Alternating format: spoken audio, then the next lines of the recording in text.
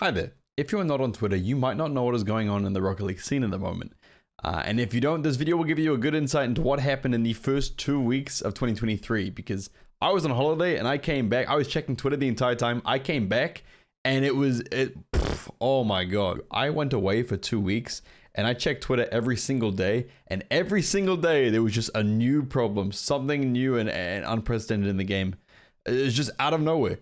And a bunch of other creators made videos like this. I've seen Rizzo make one pretty recently, but I decided to kind of go over it all for you and put it all in one concise space so you guys can kind of just, you know, you don't have to be on Twitter. You can stay away from all of Twitter. You just follow through this video. So hopefully you enjoy. This is what has happened in the first 2 weeks of 2023 for Rocket League.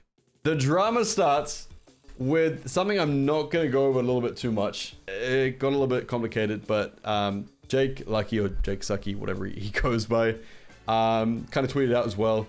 But essentially, where is it? Can you see that? Yep. Abjack tweeted out some pretty decently sized Rocket League streamers are viewbotting Lamau. Would rather not say who it is and just have them see this tweet and stop it. It's so obvious, at least hide it better. OSM replies with, it literally makes no sense to tweet about someone viewbotting in Rocket League and then not expose them, which a lot of people shared that viewpoint to kind of be like, if everyone's going to tweet out like, oh, it's so obvious, blah, blah, blah, why would you not just, you know, name and shame instead of just cryptically, like a lot of cryptic tweets went around. But a lot of people then started talking about the viewbotter, like this viewbotter in the Rocket League scene. And then people responded being like, yeah, people just got to flex they know something they don't. Mertzi agrees. Alpha Cap says, I was curious too. I've been looking to try and see who it was talking about. So for a good few days, everyone in the scene was looking for the viewbotter, the big content creator who was viewbotting. No one knew who it was. And then Chell brings back this old tweet. So OSM then decides, says everyone is scared of exposing them, even community figures that don't want to say who it is. So I'll do it. If you DM me proof of who is streaming and who's viewbotting, I will come out with all the information. So obviously he then goes ahead and says, 2 streamers have been heavily accused, not just one person. I'm compiling all the proof before I make it public. In order to do this properly, DM me if you have information. Everyone is scared. I'll do it. DM me the proof. So get rid of that and that. And then I'm going to go over this quickly. So OSM, after all the information given to him, comes out with Widow the viewbotter. So there's a lot of information about Widow that he picks apart, and these like stats that Widow gets views at 12 minutes and the views stay consistent throughout the entire time. Different accounts. This is average views over time and different stuff in November. In October. Information, no VOD views, which he says to be different because maintaining views over a stream will give you more views during the VOD. Chat, average chatters, lots of information, lots of stuff that OSM brought up. So the community was like, that's it, blah, blah, blah, like, we found them. Reddle says, no, like, you guys are brainless.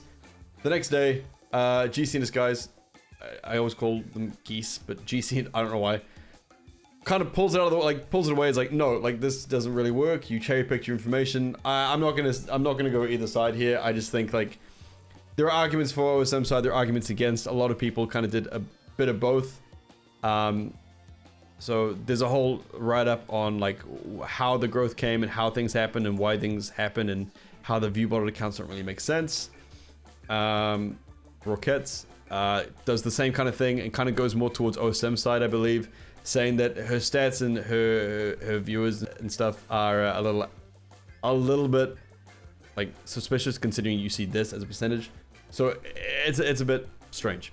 Anyway, I'm not going to say either side of it. I don't think it's something worth getting into too much. It was kind of brought up very quickly and then just completely dropped very suddenly. Next, though. Abjack again. This is the big one. This is the one that is bothering me. People have managed to find ways to put actual bots in a rank. There are a bunch of bots that do near perfect flicks and catches floating around champ to GC1 right now. How? This is the one where it's like, if you know the next door bot, it's that, but it's in ranked, and there's a clip here. And this clip can kind of be, it's called, the opponent's called Nice Flick. And they only do this thing where they catch and flick. So a good save, they catch and flick. It's over, they catch, they flick. You know, like, yes, that can be just someone who just likes flicking, because you know, it's not perfect flicks. They're not going in every time, but they're hitting the crossbar. But you're in an account called Nice Flick, and you're just perfectly catching the ball and flicking it, like, kind of, you know, perfectly. You're hitting consistently. So there's that clip, and a lot of people are like, oh yeah, and someone called out TikTok legit RL Pro is like 1900. Someone doing it on TikTok who's doing it, very obviously doing it on TikTok. And on the other side of that, we have this video, which is this is proof. If you look at it, you can tell. So this is from the bot's point of view. So immediate catch into perfect flick, and then they skip forward a little bit. You know, it's playing a little bit suspicious. This kickoff where the bot kind of readjusts itself at the very last second and flips the direction that it needs to. You know, to like perfectly win the kickoff. And then the flick that you can't save, you can't get to in time. See if we can find a better example. You'll find an example. This is the one. Oh no wait. I'm sure it hit its backboard and he catches it. But that's of all things, that's suspicious. That's just like a perfect catch into a flick, you know? I think it comes off his backboard here and he catches it perfectly. Like that. That's doable, but despite everything else that has happened in this match, you know, it's that and the rest of it. Things to look out for: the ball, camera toggle, movement very jittery, all this stuff. It's all over the place. So that is still an ongoing issue. No one has really figured out how to solve that yet. Psyonix haven't said anything on it. So that's still going on, and there's nothing we can really do. Next. This one, which I completely skipped over. I did not actually catch any of this until a few days after it all happened, so I didn't know what was going on. But apparently a bunch of players who had their Epic accounts banned with TradeLock Alpha Boost. A bunch of players had their Epic accounts with TradeLock Alpha Boost banned. I assume Rocket League knew this was going to happen, as they had a ton of accounts get TradeLocked Alpha after an item exploit, and it seems the bans to only shut down accounts. So, as far as I know with the Alpha Boost ban, Psyonix have a policy in place where if you get your Alpha Boost scammed or stolen from you, or something goes wrong and like you kind of lose it unfairly, they will replace your Alpha Boost with a trade locked Alpha Boost, so it's locked to your account. So a bunch of scammers, or I guess exploiters, however you want to call it, had one Alpha Boost, made a bunch of fresh Epic accounts, and like traded it to them. So traded the Alpha Boost to the fresh Epic account, and then scammed the Alpha Boost off that Epic account, complained to Psyonix that they got scammed with their Alpha Boost. Psyonix see the transaction happen and go, yep, you got scammed. Psyonix then puts a trade-locked Alpha Boost on that fresh Epic account, and they sell that Epic account for $1,000 or $2,000. So, you know, you can sell a fresh Epic account, go change the name, whatever you want, it's just Alpha Boost on it, it will stay on that account.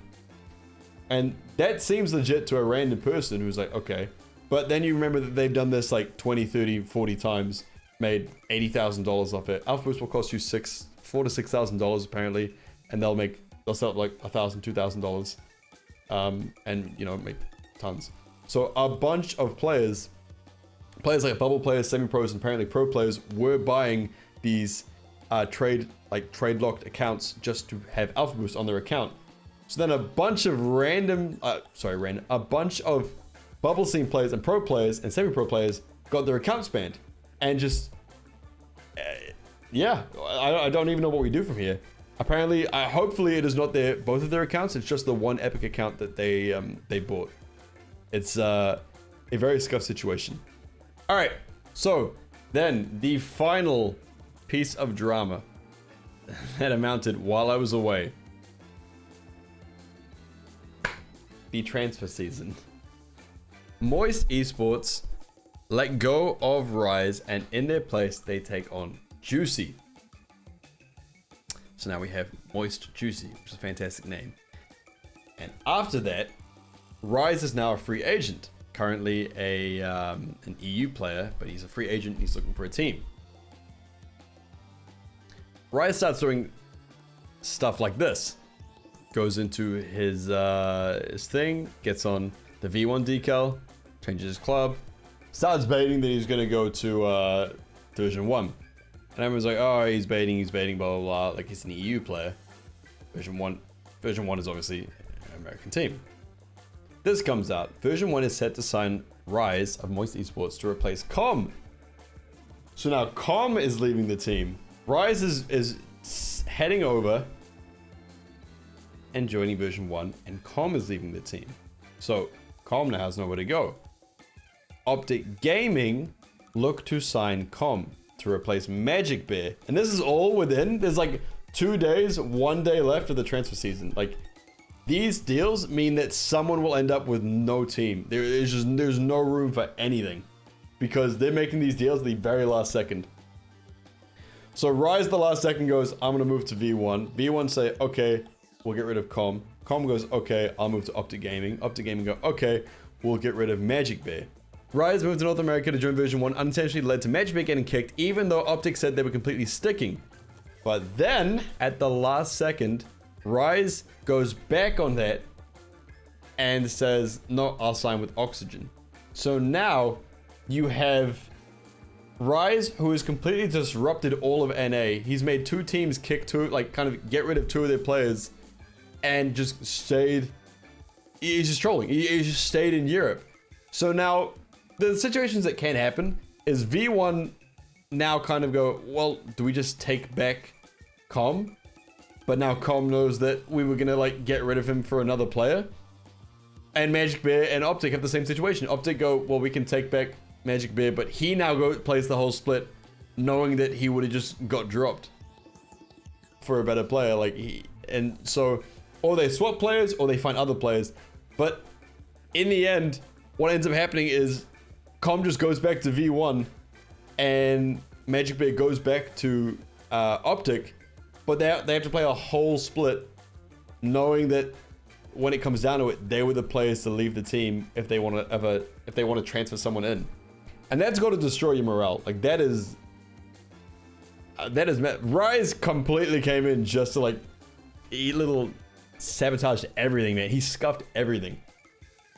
Like, it's a little funny. It's also kind of, you know, mentality crushing for the NA boys. It's sad. It's sad.